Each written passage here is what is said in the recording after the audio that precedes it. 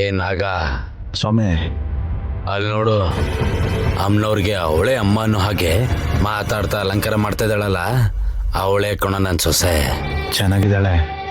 ನಮ್ಮ ಊರಿಗೆ ಹೀರೋಯಿನ್ ಅವಳು. ಚೆನ್ನಾಗಿರಲ್ವಾ?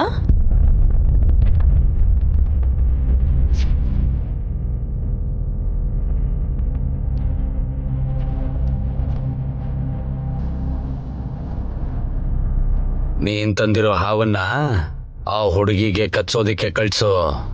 ಅದಾದ್ಮೇಲೆ ಆ ಹುಡುಗಿ ಆಸ್ತಿನ ನಾವೇ ಉಡಾಯಿಸ್ತೀವಿ. ಇಷ್ಟು ಬೇಗ ಸಂಭ್ರಮ ಪಡ್ಬೇಡಿ ನೀವು. ಕೆಲಸ ಮುಗಿಲಿ ಇರಿ.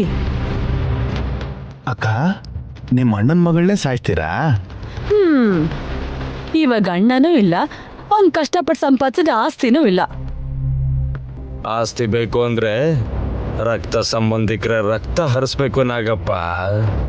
ಸ್ವಾಮಿ, ಮೊದಲು ಬಿಡೋ ಹಾವನ. ಆಯ್ತು.